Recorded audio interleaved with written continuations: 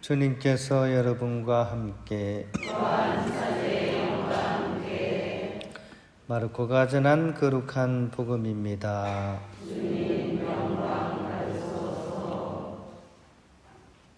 그 무렵 예수님께서 제자들과 많은 군중과 더불어 예리코를 떠나실 때 티메오의 아들 바르티메오라는 눈먼 거지가 길가에 앉아 있다가 나자렛 사람 예수님이라는 소리를 듣고 다윗의 자손 예수님, 저에게 자비를 베풀어 주십시오 하고 외치기 시작하였다. 그래서 많은 이가 그에게 잠자코 있으라고 꾸짖었지만 그는 더욱 큰 소리로 다윗의 자손이시여 저에게 자비를 베풀어 주십시오 하고 외쳤다. 예수님께서 걸음을 멈추시고 그를 불러오너라 하셨다. 사람들이 그를 부르며 용기를 내어 일어나게 예수님께서 당신을 부르시네 하고 말하였다. 그는 겉옷을 벗어 던지고 벌떡 일어나 예수님께 갔다. 예수님께서 내가 너에게 무엇을 해주기를 바랐느냐 하고 물으시자 그 눈먼이가 스승님, 제가 다시 볼 수 있게 해 주십시오 하였다.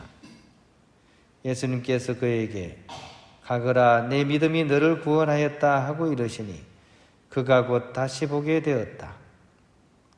그리고 그는 예수님을 따라 길을 나섰다.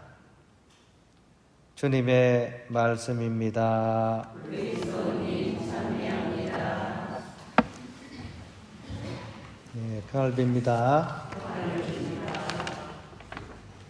오늘 이 복음 속에는 이렇게 참제자의 모습을 보여주고 있는데요. 그것은 예수님을 늘 따라다니는 제자가 아니라 예리코 성읍 길가에 앉아있던 눈먼 거지 바르티메오를 통해서 예수님의 참된 제자가 어떤 모습이어야 되는지를 우리에게 보여주고 있습니다. 먼저 바르티메오는 오늘 이 일화에서 보여주듯이 구원을 얻고자 하는 열정이 이렇게 뜨거웠던 분입니다. 즉 다윗의 자손 예수님, 저에게 자비를 베푸소서라고 이렇게 예수님을 향해서 네 눈먼 사람이 막 소리치면서 다가갑니다. 그런데 이 사람들이 가만히 두지 않죠, 그죠? 잠자코 있어라. 네가 놨을 자리가 아니다. 사람들이 막 방해를 합니다.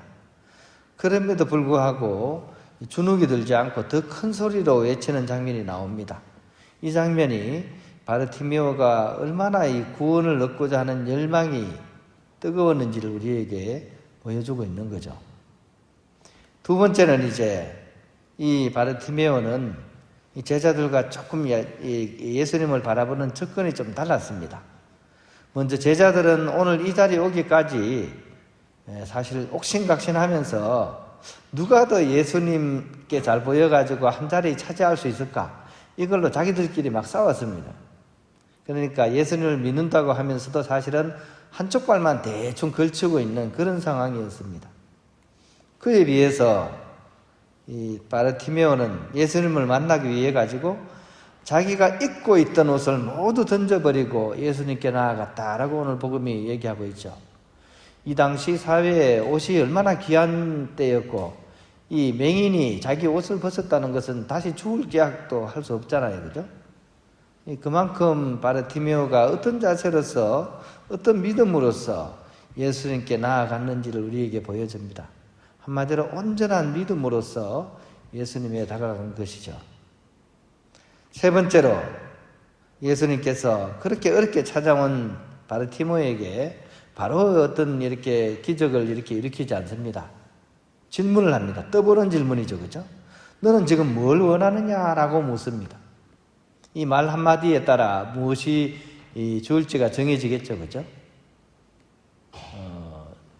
아마 다른 맹인 같았으면 좀 이렇게 제가 좀 가난하니까 아주 풍족한 그런 돈을 좀 이렇게 줬으면 좋겠다. 아니면 집에 귀가할 집도 없는데 집이라도 한 채 좀 지어달라 이런 얘기 했을 수도 있습니다. 그런데 바르티메오는 오로지 참된 진리이신 당신을 알아볼 수 있는 눈을 달라고 지금 얘기를 하고 있습니다. 즉 진리를 향한 갈망이 바르티메오가 가득했다는 것을 우리에게 보여주고 있습니다. 이런 모습들이 참된 신앙인의 전형이지 않을까라는 그런 생각을 하면서 오늘 복음을 우리가 읽어보면 좋겠습니다. 그런 점에서 오늘 우리가 기념하는 유스티노 성인 또한 참된 신앙인의 모습을 우리에게 보여주셨습니다. 이 성인의 일생을 간략하게 알아보면 이분은 아주 초세기 서기 100년경에 사셨던 분입니다. 젊은 시절 그리스 철학에 심취하셨던 분입니다. 당시에 이제 이 그리스 철학은 모든 학문의 기본이면서 동시에 세계의 천재들이 하던 그런 학문 중의 학문이었습니다. 하지만 이분이 철학을 공부하면서도 차츰차츰 이 철학보다는 그리스도교야말로 생명과 존재라는 크나큰 문제에 더 나은 해답을 준다는 사실을 깨닫고는 본인 스스로가 그리스도인이 되기로 결심을 했습니다.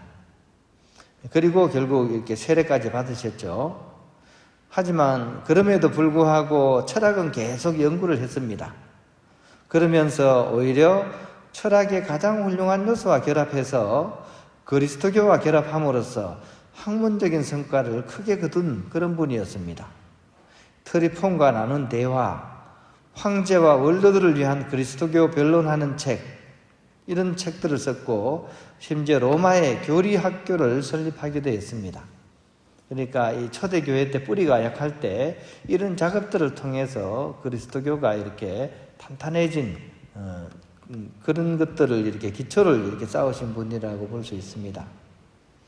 하지만 진정한 스타는 그의 마지막 모습에 드러난다고 하듯이 유스티노 성인에게 있어서 학문적인 업적보다 더 위대했던 것은 그분의 마지막 모습입니다.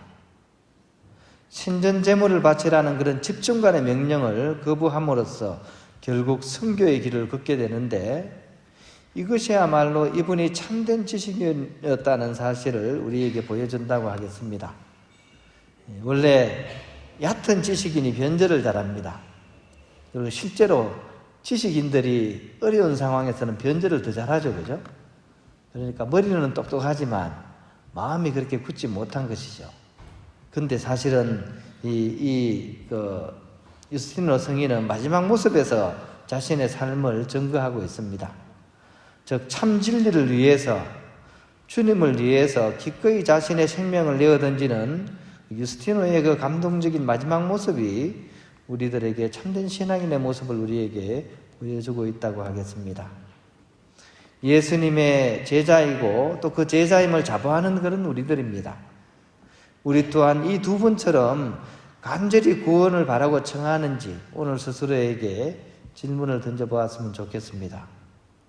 그리고 그분의 부르심에 응답하고자 우리가 소중히 여기는 것들을 이 바르티메오처럼 벗어 던질 수 있는지, 그리고 온전히 예수님만을 바라보면서 내 인생 여정을 이렇게 살아가고 있는지, 이런 것들을 이렇게 성찰해보는 그런 하루가 되었으면 좋겠습니다.